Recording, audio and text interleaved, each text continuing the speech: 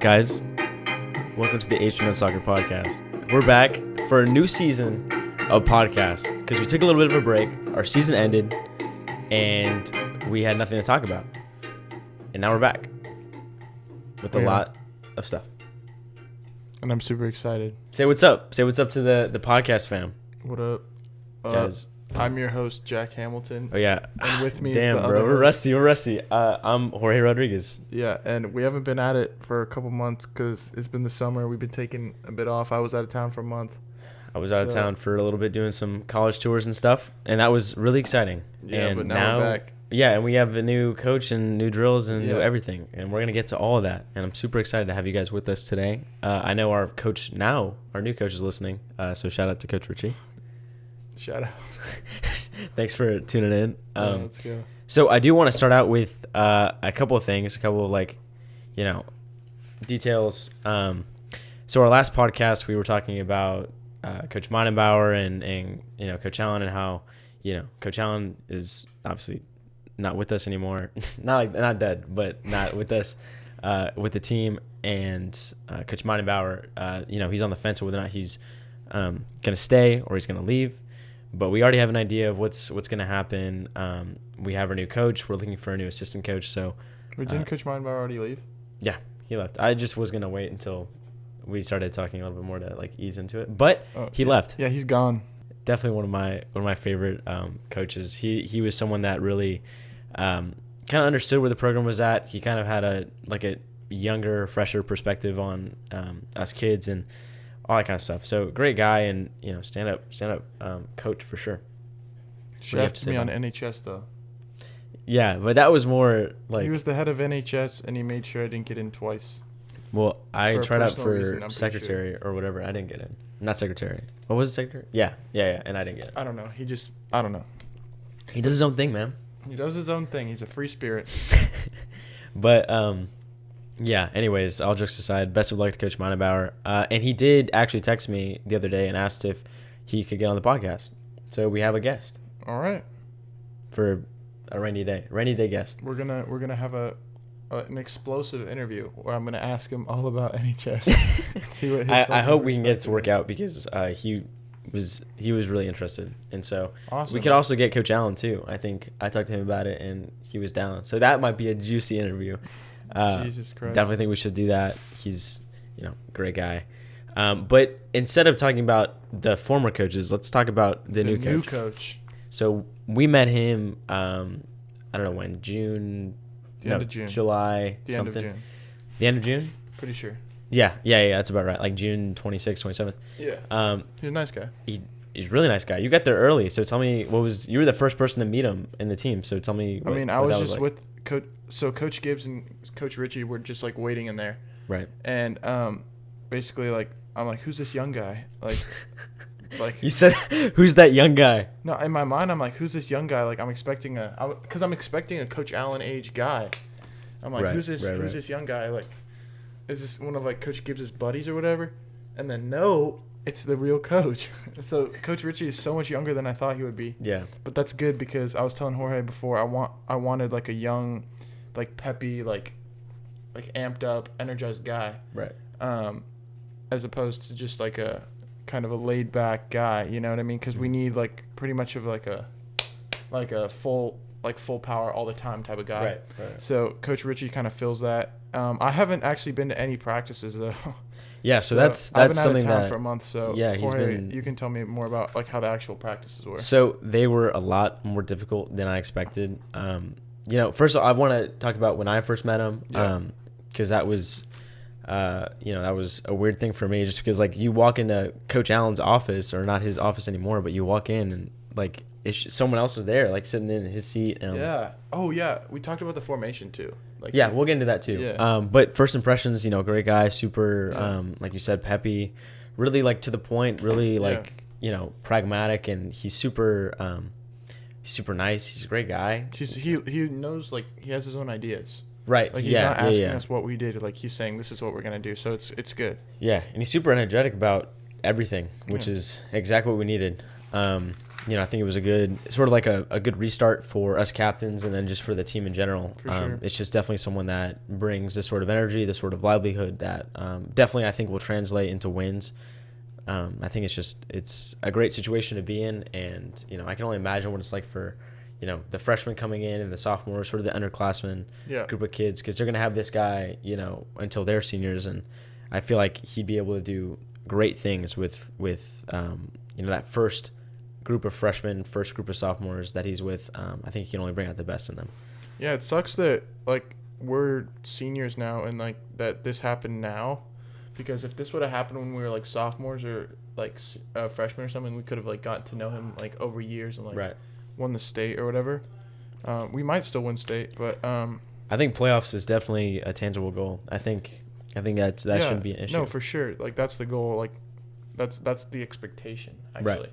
Because it's always been a goal, but it's expectation now, and that's good. Right.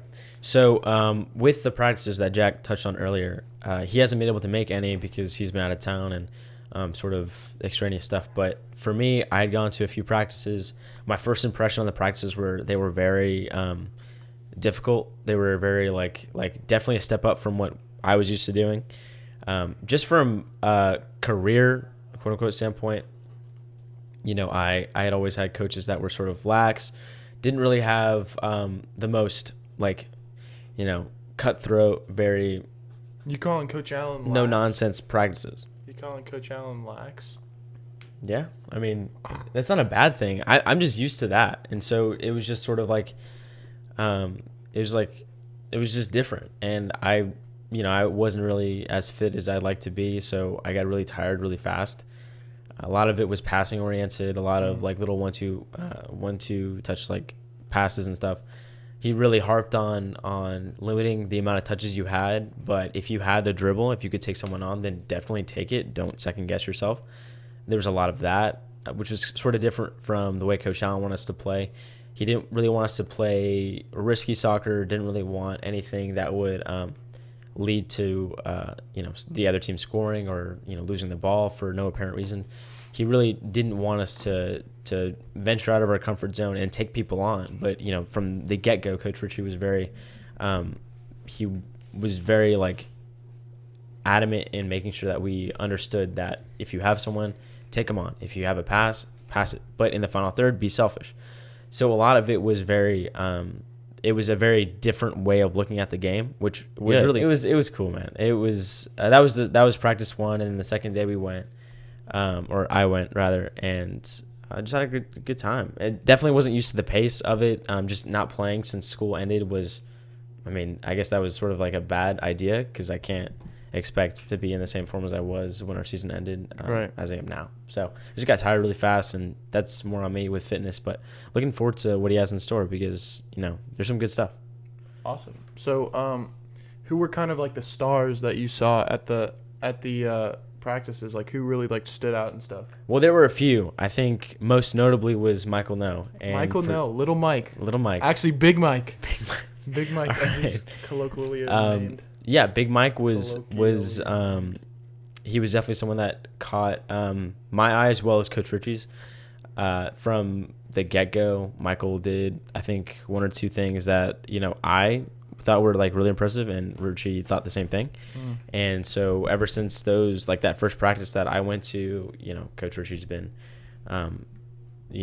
forcing Michael to take a big step up because he played JV soccer for his entire high school career, and he was on JV2 last year, right? Yeah. So it was that would be a major jump. I know that's unprecedented. And so that's something to look at because he definitely impressed in practice. Definitely caught Coach Ritchie's eye. He's very tiny. Very, but he's going to be playing in the middle. So we'll see how that works out. But definitely he was someone we know he has the technical ability. Right. That's not a question. Nobody doubts that he's not a good dribbler or all that stuff. He's amazing at that.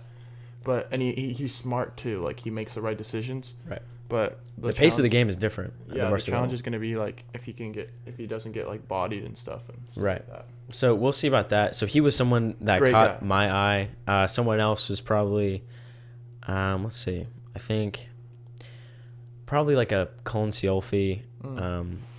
Richie really likes Cullen a lot. I think he really, the coach does, really likes midfielders. I think he really enjoys having a group of guys that are able to play really fast, play together, play as a unit, and sort of facilitate our team, whether it be on the attack or, they lead the charge on defense. That group of guys in the middle, Coach Richie, I think, is looking to sort of step up, and he already has two in mind with Cullen and Mike. And so we'll see how that works. Try to get in on that. Yeah, and Hamilton, and he was talking up Hamilton too. The first practice that I went to, he asked me, where's Hamilton? I said he's out of town. He's like, well, I'm looking forward to seeing him. He compared him to a player that played college at Cornell, and I mean that's a pretty big compliment. He said that he watched film and Jack has a cannon of a leg, which is not too far off from the truth. And he's really excited to see Hamilton play. And I feel like that middle, whether it be, we have a lot of guys in the middle of the field. We have so many midfielders. Yeah, so it's insane. Right now, I don't want to like pretend like I'm hinting at a starting lineup because I'm not. I'm just saying, as of right now, as far as I'm concerned, it's more Cullen, Big Mike, Jack, and then a toss-up between a couple other people, maybe PK, probably like maybe an Oliver, maybe a Beck, definitely people that you could plug into that last spot. But it's something that we're gonna have to see. Once people start coming in, a lot of people are out of town right now. We just need to see how people play together. And so that was a big thing for me, was sort of figuring out where people are going to play in the formation. And you can touch on the formation a little bit because he explained that to you. So we were talking about, should we be saying this? Because what if somebody from another team is listening? It's whatever. I mean, we have 6 months. We're probably going to change it anyways, right? So basically it's like a 4-4-2 kind of, like a 4-1-2-1-2. Like a box in the midfield and like a false 9. It's basically a 4-3-3. If the striker is brought down from being a striker to like behind the wings. Like a false 9. But the guys are still like out wide. Right. So we need like people that are like really fast out wide. I'm gonna try to go for that false 9 spot, like, because I think I can kind of like link the play more. And Lord knows I'm not the fastest, so but don't worry about it. Striker that much. But like Jorge, and I'm thinking maybe Trey. Yeah, probably Trey. Yeah, he was someone else that he's stood really out good too. I like Trey. Yeah, he's a really good player. And so like y'all two could be up top, and I could be like the center mid or something like that. So yeah, I'm looking forward to it. And looking ahead, we don't have our schedule or whatever, but I would definitely say like make it out to the games. Make sure you can see us play because it's going to be different. I feel like it's going to be a lot more entertaining. I feel like we're going to put some dubs on the board, put some goals in the net. Kind of just the basic winning stuff. I think. Put some trophies in some cabinets. Well, we would have like maybe 1 or 2. Oh, we could do 2 by district and exactly. We're at 2. Yeah, well, look for 2 more trophies in the trophy case. Might need some dusting up, but we got it. I think we can do it. But yeah, super excited. I don't feel like we could be in a better spot as a team. Maybe our senior class would like. It's gonna take some getting used to. We're so used to doing things one way.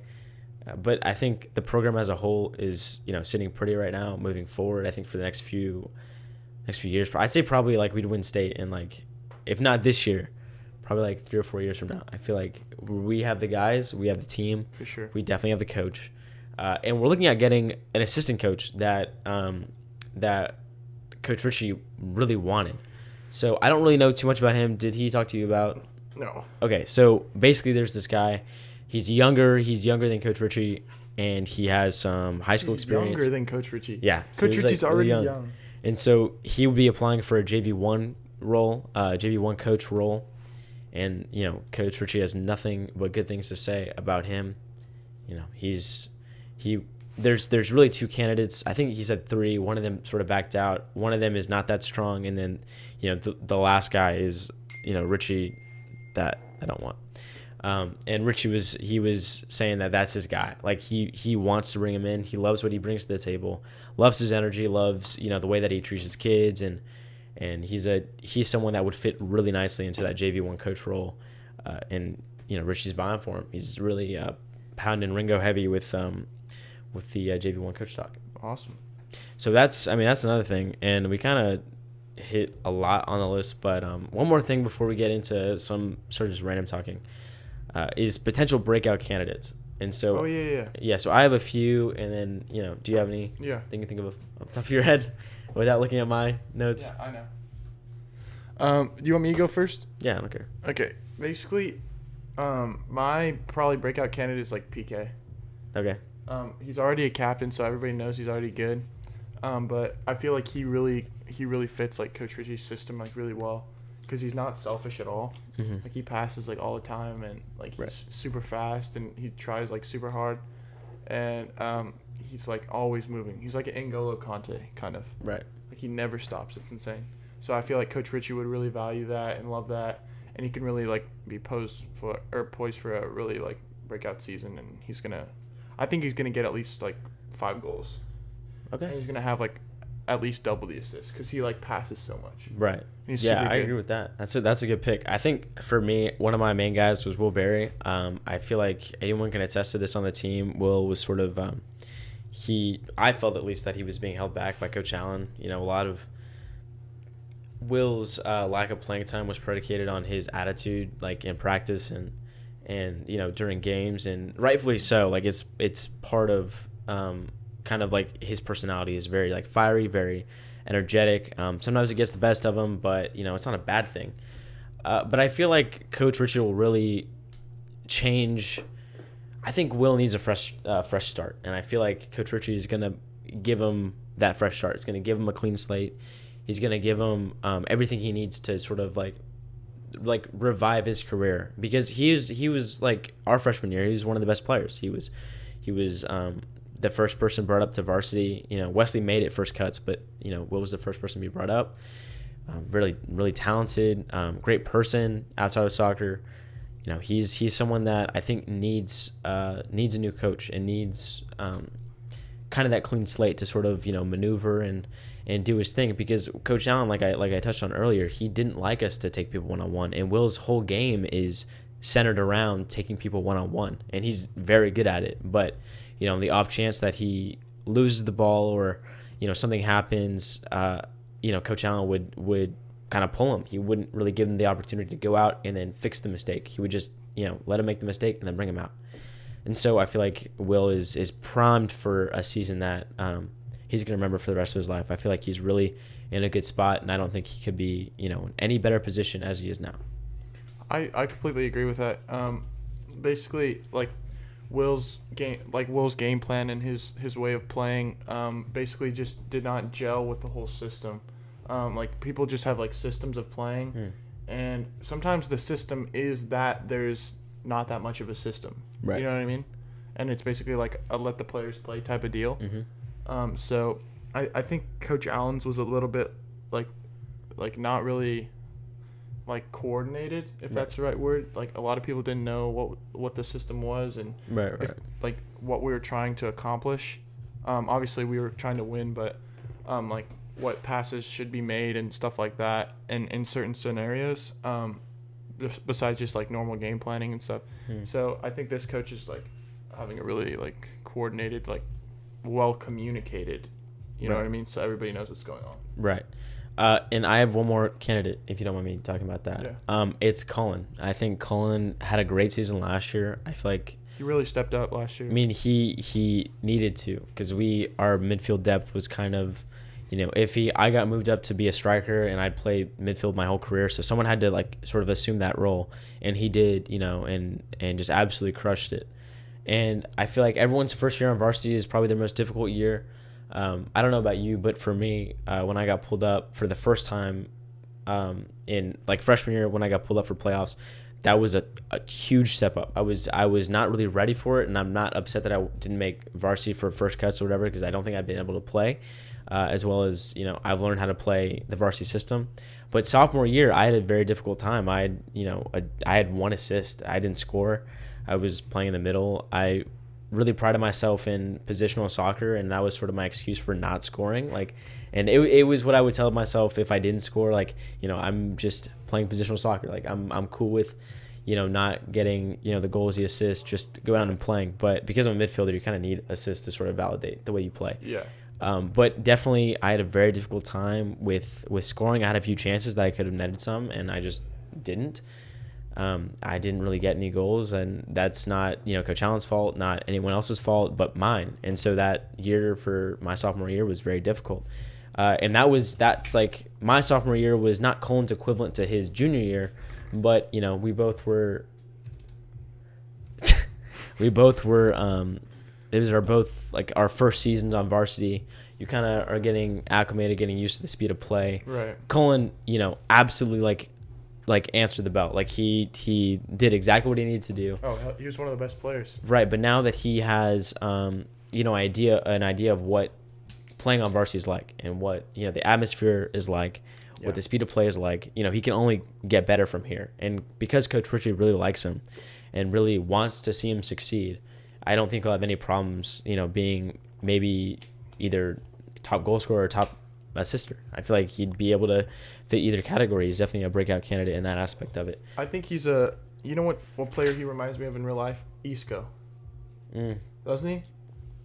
Because he's small, but he's shifty, and he kind of like floats in between the lines, and he always picks the ball up, and he never really loses it. And he's just so creative and really good. Like, that's what I Yeah, he is. Yeah, he's definitely someone to watch out for. Yeah. And because our new formation and whatever is really midfield oriented, everything is really reliant on the midfield. Yeah. He's gonna have more than enough opportunities to showcase everything he's already showcased before. His talent, his skill, his speed. His ability to read the field a little bit differently than other people and then find the right pass. He's definitely someone that's primed for success, and that's the same case with Will Berry. He's going to be playing in the same spot. Maybe he might be playing as a winger. But we'll see. It's definitely an exciting time for everyone in the program. Really excited about everything that we have in store. And then we have a couple of freshmen that are looking to make a big splash this year. In fact, I actually worked out with one of the freshmen coming up this year. His name is Will Cornog. Everyone kind of knows who he is. I know Will Berry, Will Marshall, Beck, Oliver, all of them know who he is because they all play together every once in a while. And he's a good guy.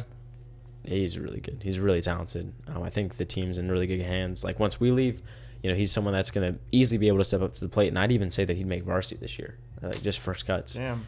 Because he definitely brings something else to the table. He plays Solar Academy, and he's been someone that's been on my radar for a while because I knew he would come up to high school. I just didn't know if he was going to play. You've been watching him? I've been watching him, but I just knew who he was since forever. Because my first club team I played for was Cosmos, and he played on the same team. I think he was in. So he played up. Second grade. He played up with you.